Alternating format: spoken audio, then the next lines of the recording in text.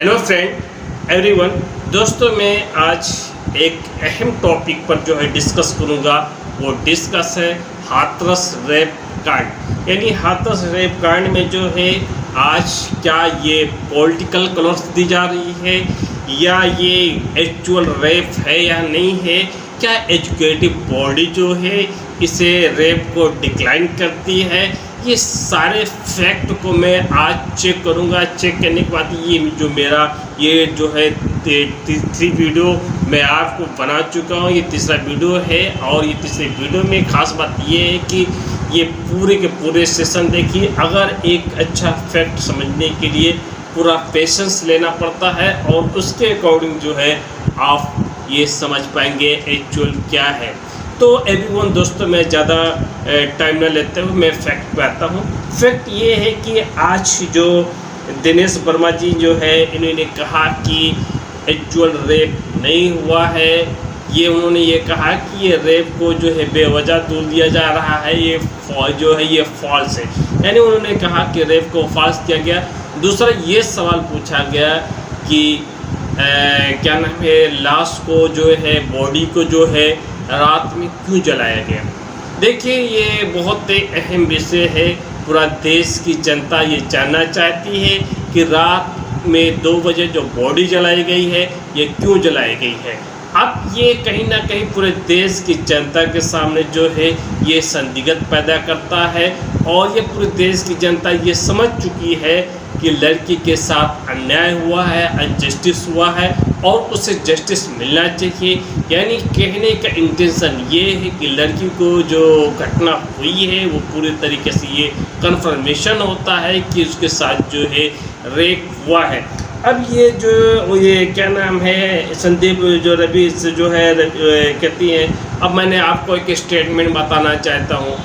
14 सितंबर को जब लड़की जो है घर में नहीं मिली, घर से बाहर शौच करने के लिए गई थी।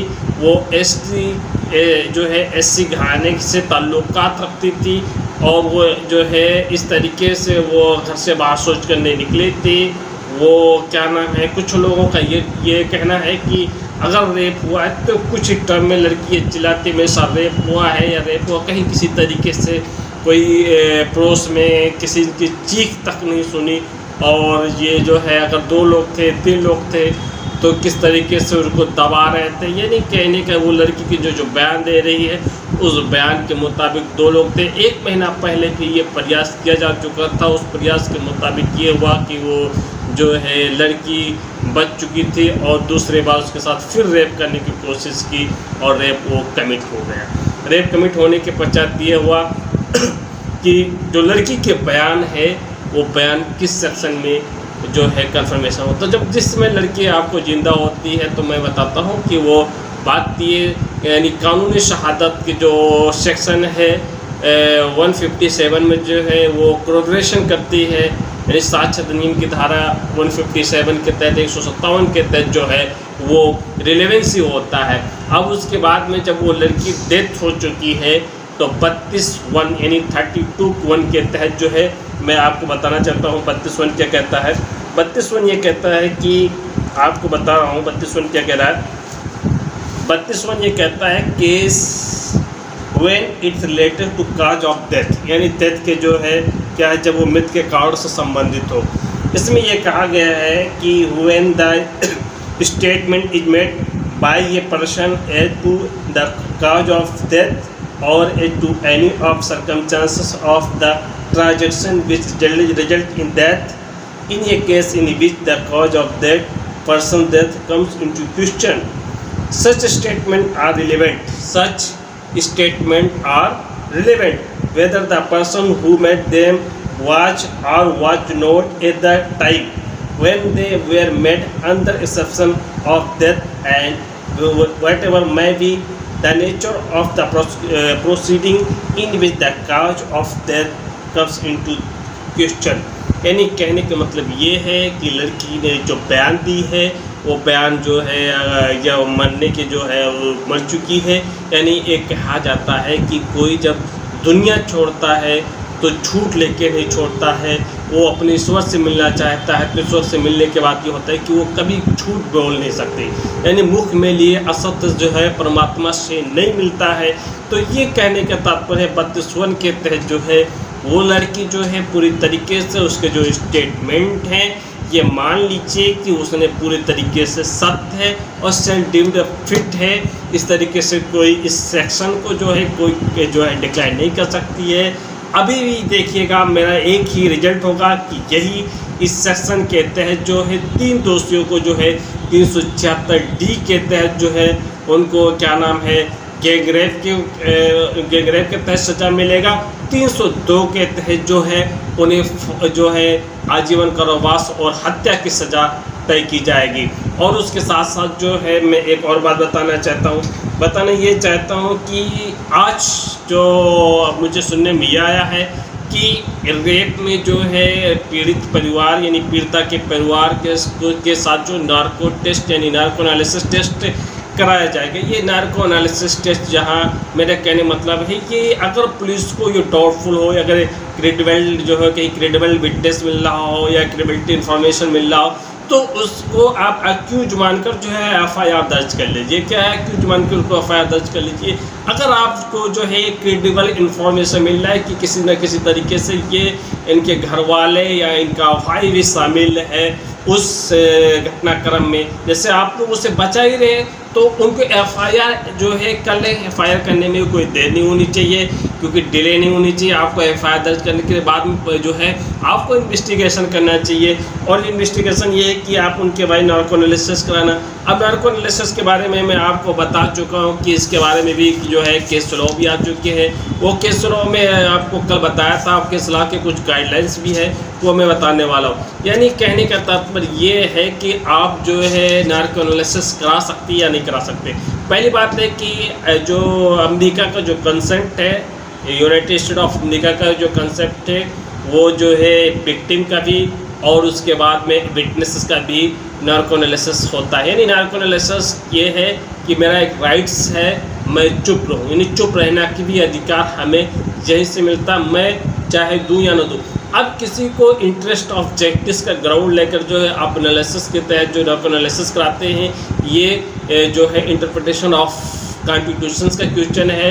ये इंटरप्रेट करता है कि ये 20(3) का वायलेशन है, यानी आर्टिकल 20 सब आर्टिकल 3 का वायलेशन है। इसके साथ जो है और केस लॉ हमने बताया था, काती कौलू का केस लॉ बताया था, औसतपति का केस लॉ बताया था ना। और उसके बाद में जो है मैंने स्टेट ऑफ काती कौलू, उसके बाद में मैंने कई केस लॉ का भी चर्चा करी, रितेश सिन्हा का केस 2009 का भी चर्चा किया था। अब उसके बाद में मैं उसके कुछ गाइडलाइंस हैं, उसके गाइडलाइंस ये है कि एक्यूज के कंसेंट के बिना, यानी जो है एक्यूज है उसके कंसेंट के बिना जो है कोई भी एनीवन कोई भी जो है लॉ डिटेक्टर का यूज नहीं करेगा, लॉ डिटेक्टर का यूज नहीं करेगा। सेकंड है इफ़ एक्यूज की अगर इसकी सहमति यानी इसकी कंसेंट देता है उसके जो है एडवोकेट की जो है सहायता में दी जाएगी, यानी जो एडवोकेट होगा उसकी सहायता में दी जाएगी। और लॉ डिटेक्टर के लिए जो है उसके बॉडी, उसके मेंटल यानी लीगल ऑफ किसके हैं जो लीगल ऑफ इंटेंशन के अकॉर्डिंग जो है पुलिस और जो एडवोकेट जो है को ये चीज़ को बताना पड़ेगा। और थर्ड बात कहती हूँ उसकी सहमति मजिस्ट्रेट के बिहाफ पर जो है मजिस्ट्रेट के बिहाफ पर उसको रिकॉर्ड करना होगा। फोर्थ ये कहता है मजिस्ट्रेट के अकॉर्डिंग जो हेयरिंग की ड्यूरेशन जो है अक्यूज या अधिवक्ता का रिप्रेजेंट किया जाएगा। और उसके बाद में जो एस कहता है हेयरिंग के टाइम वैद को जो है पूरी तरीके से क्लियर तौर पर उसे बताना होगा और उसे जो है कन्फेस को जो है पुलिस के समक्ष जो है स्टेटमेंट देना होगा। और इसके बाद में ये कहते हैं जो ये क्या नाम है ये गाइडलाइंस है और ये गाइडलाइंस को जो है फॉलो करना पड़ता है।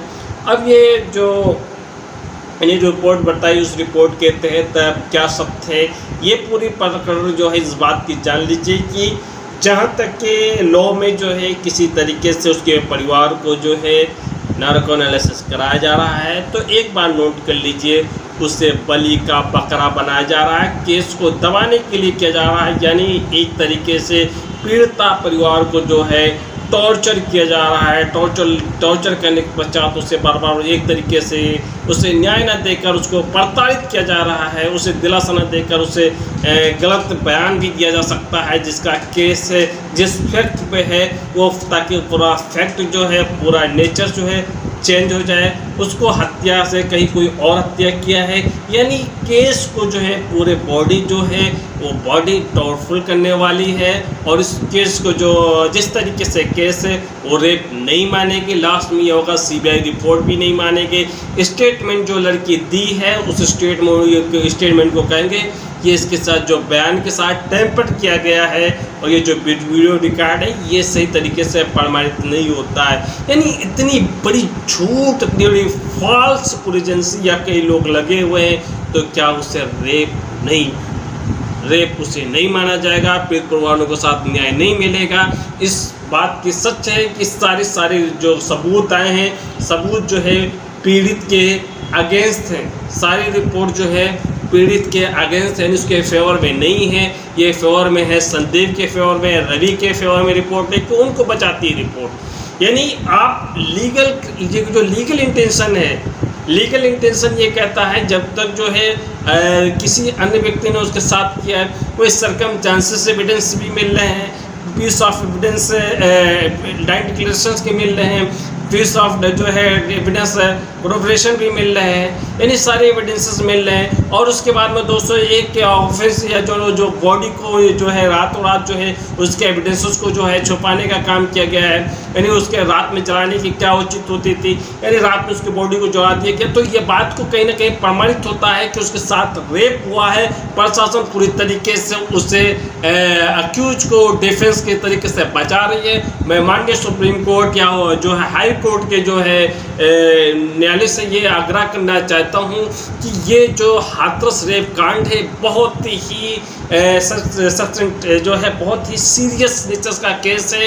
एक न्याय की बात है, जहाँ न्याय की बात किया जाए वो किसी सरकार से समझौता नहीं करनी चाहिए। यानी एक तरीके से उसके न्याय पूरी तरीके से दबाई जा रही है, दबाने का प्रोग्राम बनाया जा रहा है। और उस तरीके से उस पीड़ित परिवार वालों को किसी तरीके से उलझा कर नार्को एनालिसिस लाने का मतलब क्या, आपने उसके अगर नार्को एनालिसिस करवाना है तो आपने कहीं ना कहीं तरीके से उसके ऊपर FIR दर्ज करी, उसके पहले अक्यूज बनी, क्योंकि अक्यूज की बात करता है, सेल्फ इंक्रिमिनेशन की बात करता है, पीड़ित के नार्को एनालिसिस की बात नहीं। 161 में ये कहा जाता है कि 161 CRPC 161 के तहत जो है विटनेसेस की बात करता है, और विटनेसेस की बात करता है कि नार्को एनालिसिस को क्या कहा गया है, इनह्यूमन कहा गया है। क्या कहा गया कि अपमानजनक है या मानविक या अमानवीय है। और इसके बाद में ये जो है गरिमापूर्ण के खिलाफ यानी मानवाधिकार के और आर्टिकल 21 के डिग्निटी यानी प्रतिष्ठा के खिलाफ है। तो आप कैसे नार्को एनालिसिस करा रहे हैं, ये देखने का विषय है कि पीड़ित परिवार को कितना टॉर्चर किया जा रहा है, पूरी एजेंसी किसके साथ मिली हुई है। अब मैं बात करना चाहता हूँ कि जो है मेडिकल रिपोर्ट में क्या क्या आते हैं। अब मेडिकल रिपोर्ट की जो बात करना चाहता हूँ, वो पहले बात है कि वेजाइनल सैंपल की बात करना चाहता हूँ, कपड़े की बात करना चाहता हूँ, ब्लड सैंपल्स की बात करना चाहता हूँ, थूक की जांच की बात करना चाहता हूँ, और उसके बाद में समय की बात करना चाहता हूँ, जो बॉडी की जांच करने की बात करता हूँ, यूवी लेंथ की बात करता हूँ, बाल की बात करता हूँ, नाखून की खोज की बात करता हूँ, ड्रग्स की बात करता हूँ। ये सारी जो है मेडिकल रिपोर्ट में सारी चीज़ आना चाहिए, लेकिन ये सारी चीज़ नहीं है। अब ये आपको शायद जो है आम इंसान है और उससे जानना ज़रूरी है। हमारा ख्याल है कि आप लोग बेहतर जानें, क्योंकि ये क्या क्या होता है। वेजाइनल सैंपल जो है 3-4 जो है सैंपल लेने चाहिए। DNA टेस्ट में आरोपी के जो है ब्लड लेनी चाहिए, उसके जो है इस्तेमाल में उनके जो है मिलाने के लिए। दूसरी बात कहता है कि जो रेप हुआ उसकी कपड़े को कलेक्ट करनी चाहिए, कपड़े के साथ जो है उसे थैल में रहता है कि किसी तरीके से उसे पॉलीथीन में पूरे तरीके से सील होनी चाहिए, और सबूत के जो सुखाने के बाद अगर वो ठीक से बचा कर रखा गया है तो बरसों तक उनमें लगे खून, वीर, दाग सबूत हो सकते हैं। ब्लड सैंपल क्या है, ब्लड सैंपल में जो है ग्रुप की जांच, DNA टेस्ट के लिए पीड़ित और अपराधी दोनों के खून के नमूने लिए जाने चाहिए। जो थूक की जांच है, पीड़ित के बताई गई जगह पर डॉक्टर के सैंपल के फाइल इकट्ठा कर सकते हैं। साक्ष्य जो कलेक्ट करने के पहले फाइल को डिजिटल वाटर में गीला किया जा सकता है। और इसके बाद में जब हम टाइम की बात करें, टाइम 48 घंटे के भीतर जांच के लिए, नमूने के लिए जाना चाहिए। जो फोरेंसिक रिपोर्ट 48 घंटे में जाना चाहिए। डीएनए टेस्ट 48 से 96 घंटे के बीच ही किए जा सकते। जो डीएनए की टेस्ट है वो जो है 48 से 96 घंटे के बीच की जाती है। बॉडी की जांच जो है डॉक्टर को धूल, घास फूस और कांटे आदि सबूत के लिए पीड़िता के शरीर की जांच करनी चाहिए। इन्हें इकट्ठा कर लेकर लिफाफे में डाले के उस पर लेबल चिपकाना चाहिए। उसके बाद में नाखून के खरोंच, अगर पीड़िता को खरोंचा गया तो ये भी कोशिशों के रक्त है और दूसरों लोगों को सुराग के लिए नाखून की जांच करनी जरूरी है। उसके बाद में क्या है, यूवी लैब वीर और शरों के दाग जांच के लिए यूवी लैब और इस्तेमाल हो सकता और नंगी आंखों के नज़र नहीं आता है। उसके बाद में बाल पीड़ित के सिर और बिजाना के बालों पर कंघी फैलनी चाहिए ताकि दूसरों को बाल मिल जाए और फिर आरोपी के बालों से उनका मिलान हो सके। और उसके बाद में का डीएनए टेस्ट ज़्यादा देशों में सबसे अधिक प्रचलित टेस्ट है और सबसे ज़्यादा सटीक भी है। और इसमें जो है ये, और उसके बाद में ड्रग्स की बात करना चाहते हैं। रक्त और मूत्र के नमूने की जांच ड्रग्स के लिए करनी चाहिए, खासकर जब पीड़ित बलात्कार के समय जो है कोई नशीलापन दवाइयाँ दिया जाता है। और ये सारे प्रोसेस जो है CRPC में जो 164A में दिया गया है। 164A में ये कहता है क्या है कि वह जो है 164A में कहता है कि medical examination of the victim rape, यानी जो लॉ के छात्र हैं उन्हें जानना जरूरी है कि वह जो है when during of the stage when offense committing rape, attempt to commit rape under investigation in purpose of to get person or women whom the rape alleged to attempt to have been committed of attempt, यानी जो है ये सारी की सारी चीज़ें बताई गई हैं। उसमें का स्त्री का नाम है और उस व्यक्ति का जो लाएगा उसका नाम पता, जो स्त्री को लाता है उसका नाम पता होता है, स्त्री की क्या एज है, उसके बारे में का डीएनए प्रोफाइल को स्त्री को शरीर के जो है पूरी बॉडी की लेनी चाहिए। किस बॉडी पर उसके चोट आई है उसको भी चिन्ह कर लेना चाहिए। इस तरीके की जो मेंटल कंडीशन क्या है उसे भी जो है रिकॉर्ड में दर्ज कर लेना चाहिए। उचित ब्यौरा के तहत उसके जो है लेना चाहिए। ये सारी चीज़ें जो है बताए गए हैं। अब बात करें मेडिकल किसके विक्टिम की बात करें, ये सारे मेडिकल विक्टिम के, तो विक्टिम के लिए जो भी 53A में भी बताया गया, 53A में बताया गया है। 53A कहता क्या है ये देख लीजिए। 53A कहता है कि बलात्कार जो है जो रेप के अपराधी जो है व्यक्ति को जो है मेडिकल एग्जामिनेशन की परीक्षा करता है। और इसमें जो है मेडिकल एग्जामिनेशन जो है ये कहता क्या है, जो जहाँ हुआ है वहाँ मेडिकल एग्जामिनेशन में जो है SI जो है रैंक का पुलिस ऑफिसर होना चाहिए और वो 16 किलोमीटर के अंतर्गत जो है कोई अस्पताल हो, रजिस्टर्ड अस्पताल हो, उसके तहत उसके जो है तत्कालिक तरीके से उसकी जाँच होनी चाहिए। और उसमें ये कहा भी गया है, उसमें भी अभियुक्त का नाम, पता और अभियुक्त की आयु, अभियुक्त के शरीर और हाथ और चिन्ह यदि कोई भी पाया जाता है उसको भी मार्क कर लेना चाहिए। डीएनए प्रोफाइल के लिए कोई भी जो सामग्री मिले उसे भी मार्क करना चाहिए, उससे भी ले लेना चाहिए। उचित ब्यौरा जो हो, कोई जो है रीजनेबल डिटेल्स हो, पर्टिकुलर रीजनेबल डिटेल्स उससे भी कलेक्ट कर लेना चाहिए। तो ये कहीं ना कहीं पूरे तरीके से प्रमाणित होता है कि सारे साक्ष्य कलेक्ट करने के बावजूद भी अगर लड़की के साथ जो है न्याय नहीं हो पा रहा है तो ये इनह्यूमन है। जो लड़की के साथ एक तरीके से उसके परिवार के साथ न्याय मिलना चाहिए। मैं सरकार से यही दरख्वास्त करना चाहता हूँ कि उसके साथ उसके परिवार को संवेदना व्यक्त मैं भी करता हूँ। पूरे देशवासियों को भी आस लगा के रखे हुए कि लड़की के साथ बलात्कार हुआ है और रेप भी हुआ है, उसे पूरी तरीके से न्याय मिलनी चाहिए। आप सब लोग अगर सहमत हैं तो हमारे इस चैनल को आप लाइक करिएगा और उसके बाद में शेयर भी करिएगा। थैंक यू दोस्तों, जय हिंद, अल्लाह हाफिज।